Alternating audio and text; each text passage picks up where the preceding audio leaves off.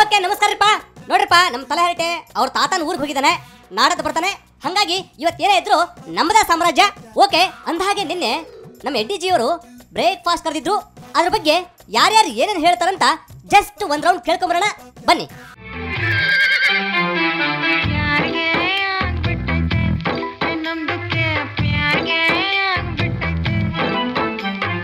ಜಾನ್ಗೆ ಹೋಗ್ಬಿಟ್ಟೈತೆ ನಮ್ದಕ್ಕೆ, ಜಾನ್ಗೆ ಹೋಗ್ಬಿಟ್ಟೈತೆ. ಸಾಹೇಬ್ರೆ, ನಿನ್ನೆ ನಿಮ್ಮ ಮನ್ಯಾಗ ಬ್ರೇಕ್ಫಾಸ್ಟ್ ಮಾಡಕ ಯಾರ್ಯಾರು ಬಂದಿದ್ರು? 70ಕ್ಕೂ ಹೆಚ್ಚು ಜನ ಶಾಸಕರು ಮತ್ತು ಸಚಿವರುಗಳು, 18 ಜನ ವಿಧಾನ ಪರಿಷತ್ತಿನ ಸದಸ್ಯರು ಬಂದು ಬೆಳಿಗ್ಗೆ ತಿಂಡಿಯನ್ನ ಸವಿದು ಬಹಳ ಆತ್ಮೀಯತೆಯಿಂದ ಮಾತನಾಡಿಕೊಂಡು ಹೋಗಿದ್ದಾರೆ. ಓ ಹಂಗ ಭಾಳ ಒಳ್ಳೇದಾತ್ ಬಿಡ್ರಿ. ಅಂದಾಗೆ ಇವಾಗ ಯಾಕೆ ಈ ಕೂಟ? ನಾನು ಸಾಮಾನ್ಯವಾಗಿ ಮುಖ್ಯಮಂತ್ರಿ ಆಗಿದ್ದ ಕಾಲದಲ್ಲಿ ಈ ರೀತಿ ಔತಣಕೂಟವನ್ನು ಏರ್ಪಡಿಸುವಂತ ಒಂದು ಕೆಲಸವನ್ನು ಮಾಡ್ತಾ ಇದ್ದೇನೆ. Okay fine. ಮತ್ತೆ ಸಿಎಂ ಸಾಹೇಬ್ರು, ಪ್ರೆಸಿಡೆಂಟ್ ಸಾಹೇಬ್ರು ಯಾಕೆ ಬಂದಿರಲಿಲ್ಲ? ಕಾರ್ಯನಿಮಿತ್ತ ನಮ್ಮ ಮುಖ್ಯಮಂತ್ರಿಗಳು, ಅಧ್ಯಕ್ಷರು ತಮ್ಮದೇ ಆದ ಕೆಲಸ ತೊಡಗಿರೋದನ್ನ ಅವ್ರು ಬರೋಕ್ಕಾಗಲಿಲ್ಲ.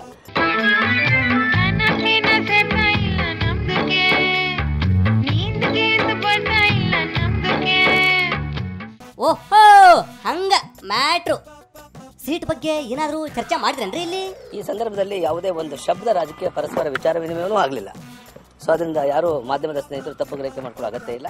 ಕಾರಜೋಳ ಅವರು ಒಬ್ಬಟ್ಟನ್ನು ಊಟ ವ್ಯವಸ್ಥೆ ಮಾಡದೆ ಬರಬೇಕು ಅಂದ್ರೆ ಅದಕ್ಕೂ ನಾವೆಲ್ಲ ಹೋಗ್ತಾ ಇದ್ದೀವಿ. ಆಯ್ತಪ್ಪ, ಹಂಗೆಲ್ಲ ಮಾಡಲ್ಲ. ಮತ್ತೇನ್ರಿ ಡೆಲ್ಲಿಗೆ ಪ್ರಯಾಣ? ನಾನು ಡೆಲ್ಲಿಗೆ ನಮ್ಮ ರಾಷ್ಟ್ರೀಯ ನಾಯಕರು ಕರೀದೇನೆ, ಸದ್ಯಕ್ಕೆ ಹೋಗೋ ಸಂಭವ ಇಲ್ಲ. ಓ ಹಂಗ ಆಯ್ತು ಬಿಡ್ರಪ್ಪ, ಆಯ್ತು. ಓ ಮತ್ತೇನ್ರಿ ಕಾರಜೋಳ ಸಾಹೇಬ್ರ ಅಡಿಗೆಗೆ ಏನ್ ಮಾಡ್ಸಿದ್ರಿ? ಹೋಳಿಗೆ. ಮತ್ತೇನ್ ಮಾಡ್ಸಿದ್ರಿ? ನೀವು ಉತ್ತರ ಕರ್ನಾಟಕದವ್ರಾಗ ಅಡಿಗೆ ಏನ್ ಮಾಡ್ರಿ ಅಂದ್ರೆ ನಾ ಏನ್ ಹೇಳಪ್ಪ, ಮತ್ತೆ ಯಾರ ಅಲ್ಲ, ರಾಜ್ಯದ ಜನತೆಗಲ್ಲ. ಹೋಳಿಗೆ ಅದ, ಅಡಗಾಯಿ ಅದ, ಬದ್ನಿಕಾಯಿ ಎಣ್ಗಾಯಿ ಎತ್ತಿರಲ್ಲ, ಚಟ್ನಿ ಅದ, ಮೊಸರು ಅದ, ರೊಟ್ಟಿ ಅದ, ಎಲ್ಲ ರೊಟ್ಟಿನೇ ಮೇನ್, ಚಪಾತಿ ಅದ. ಓ ಹಂಗ ಬಾಳ ಒಳ್ಳೇದಾಯ್ತು. ಬೊಮ್ಮಾಯಿ ಸಾಹೇಬ್ರ ಏನ್ರಪ್ಪ, ವಾಟ್ ಈಸ್ ಯುವರ್ ಒಪಿನಿಯನ್? ಅವರು ತಿಂಡಿ ಅಥವಾ ಊಟ ಕರೆಯುವಂಥದ್ದು ಒಂದು ವಾಡಿಕೆ, ಆ ಪ್ರಕಾರ ಕರೆದಿದ್ದಾರೆ. ನಾವೆಲ್ಲ ಸೇರಿ ಬಂದಿದ್ದೇವೆ, ಸಂತೋಷವಾಗಿ ತಿಂಡಿಯನ್ನ ಸವಿದಿದ್ದೇವೆ. ಮತ್ತೇನ್ರಿ ಹೆಂಗಿತ್ತು ಊಟ? ಸೆಷನ್ ನಡೆದ್ನಾಗ ನಮ್ಮಲ್ಲಿ ನಾವೆಲ್ಲರೂ ಊಟಕ್ಕೆ ಹಾಕ್ತಿದ್ವಿ. ಆ ರೀತಿ ಒಂದು ಊಟಕ್ಕೆ ಕರೆದ್ರೆ ಊಟಕ್ಕೆ ಬಂದಿದ್ವಿ. ಹಂಗ ಮತ್ತೆ ನೀವು ಬೆಳಿಗ್ಗೆ ತಿಂಡಿ ಮಾಡಕ ಬಂದಿರ್ಲಿಲ್ಲ? ಸರ್ ನಮ್ಗೆ ತಿಂಡಿಗೆ ಏನು ಕರೆದಿದ್ದಿಲ್ಲ, ಮಧ್ಯಾಹ್ನ ಊಟಕ್ಕೆ ಕರೆದಿದ್ರು ಊಟಕ್ಕೆ ಬಂದಿದ್ವಿ. ಓ ಹಂಗ ಆಯ್ತು ಬಿಡ್ರಿ. ಓ ಬೇಳೂರು ಸಾಹೇಬ್ರೆ, ಮತ್ತೆ ಶುರುವಾಯ್ತಲ್ಲ ನಿಮ್ ಸಂಖ್ಯಾಬಲ ದಾಟ? ಇಲ್ಲಿ ಸಂಖ್ಯಾಬಲಕ್ಕಾಗಿ ನಾವು ಟಿಫಾನಿ ಕರೆದಿದ್ದಲ್ಲ ನಮ್ಮ ಸಾಹೇಬರು. ಓ ಹಂಗಲ್ಲ, ಆಯ್ತು ಬಿಡ್ರಪ್ಪ. ಓ ಬಾಸು ಏನ್ರಿಪ್ಪ, ಇದ್ರ ಬಗ್ಗೆ ತಾವೇನ್ ಹೇಳ್ತೀರಿ?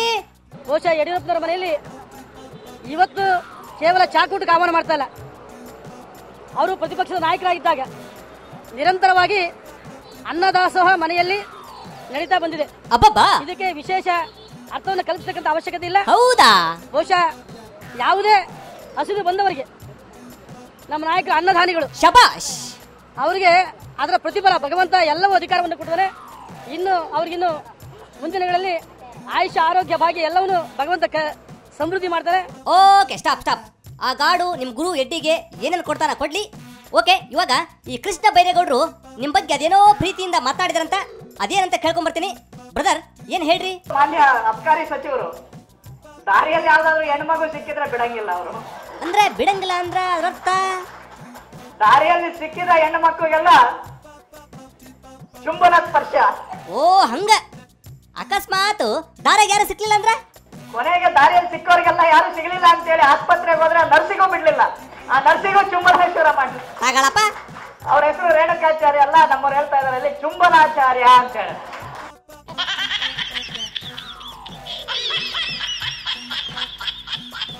ಓ ಇಷ್ಟೆಲ್ಲ ಪುರಾಣ ಹೇಳಿದ್ರೆ ಅವ್ರ ಬಗ್ಗೆ. ಆಯ್ತು ಬಿಡ್ರಪ್ಪ, ನಮ್ಗೆ ಗೊತ್ತೇ ಇರ್ಲಿಲ್ಲದು. ಇವಾಗ ನಮ್ಗೆ ಟೈಮ್ ಆಯ್ತು, ಬರ್ತೇವಿ. ಬಾಯ್ ಬಾಯ್.